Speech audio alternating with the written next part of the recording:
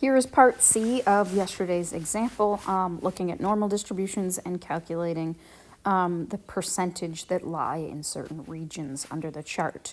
So again, the big idea yesterday was that we learned we can take any normal distribution and normalize it, which means you're converting it from its original X value scale to a Z-score scale.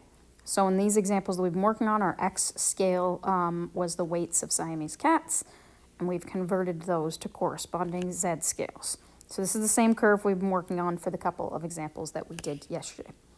This particular example is now looking at a range between 5 and 10 pounds. Okay, so yesterday we looked at the probability that weights were below a certain value. So in question A, we looked at what was the percentage of cats that weighed less than Sasha's weight of 13 pounds. And then we looked at what was the percentage of cats that had a weight greater than a certain value. And we did 1 minus that because the entire area was 1. And now today we are looking at calculating between 5 and 10 pounds. So between two values. So if we draw this out on our sketch, we will see how we are going to kind of puzzle through what we're going to do this, because our chart only shows us below. So first I'm just going to sketch out where these two values would be. So between 5 and 10. So 5 pounds would be about there. Again, I haven't calculated the Z scores yet, but I will do that in a second. And then 10 pounds will be about there. So what I want is to be able to figure out basically the area under the curve between these two sections. But I won't be able to look that up in the chart. So I need to figure out a different way to do that calculation. So I can look up in the chart what this area would be. That's fine, no problem. I can also look up in the chart what this area would be. So notice there that the red and the blue kind of overlapped. I'm just going to draw a little bit more red so we can kind of still see that that's there. Okay, so the puzzle is, how do I use the red area, how do I use the blue area in order to get the yellow area, because that's what we are looking for. While you are thinking about that, let's start setting up our full communication to answer this question. So again, what we want to find is the percentage of cats that have a weight between 5 and 10 pounds.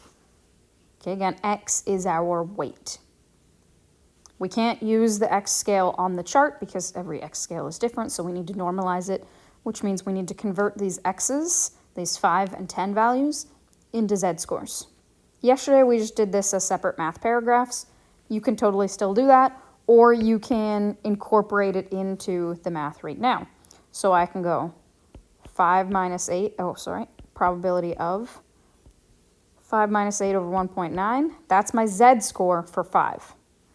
Okay, less than Z, less than, my Z score for 10 would be 10 minus the mean divided by 1.9.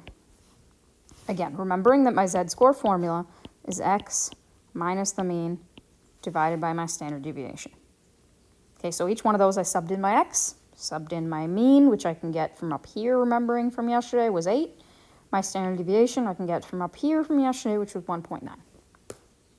Again, if you want to write that as separate math paragraphs, do it as separate math paragraphs, not a big deal, or you can work it in there. Doesn't really matter.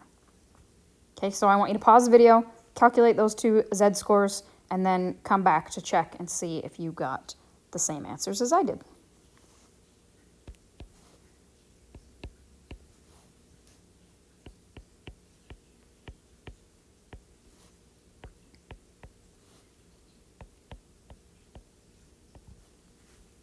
All right, so double check to see if you got those answers.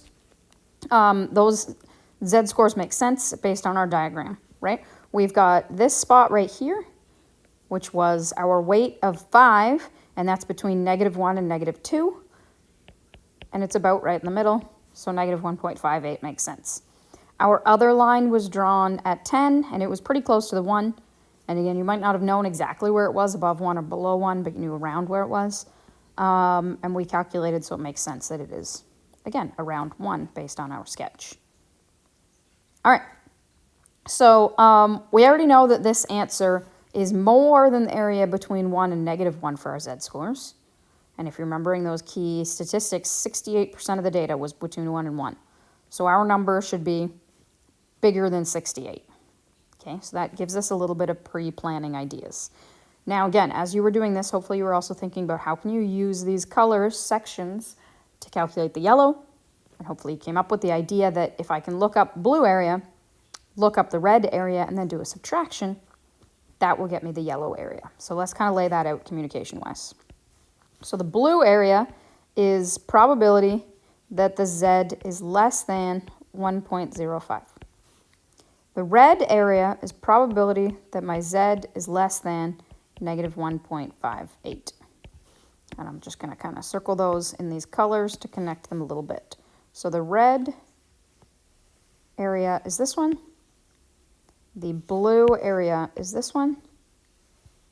We're going to do red, subtract blue in order to get the between, which is what we're trying to calculate now. All right, so we look up these two values. And we are just doing the chart to look up those two values. So 1.05, when I look that up on our chart, I get 0.8531.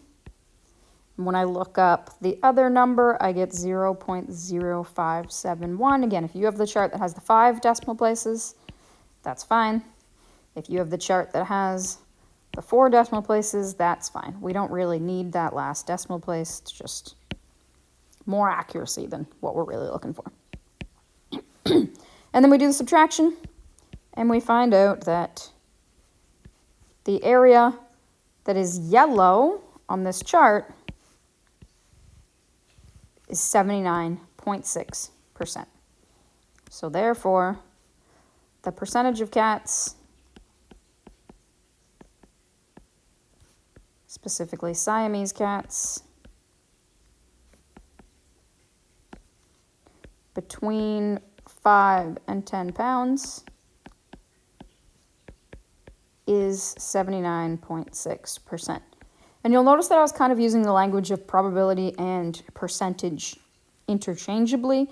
You can ask both of those questions and you would do the math the exact same way. So if I ask what percentage of Siamese cats, that's the answer we just asked, but I could also ask this question, what is the probability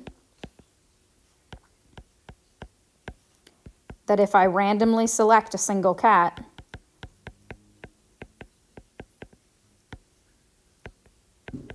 it weighs between these two, 5 and 10 pounds. Okay, so what is the probability if I select one thing versus what is the percentage of things? Those are the same calculation. It's the same communication, actually. So that's that. So now you can work on the finishing up the practice work questions from yesterday and starting on your review, and I will be there tomorrow to go over any take-up of questions that we need to do before your test on Thursday.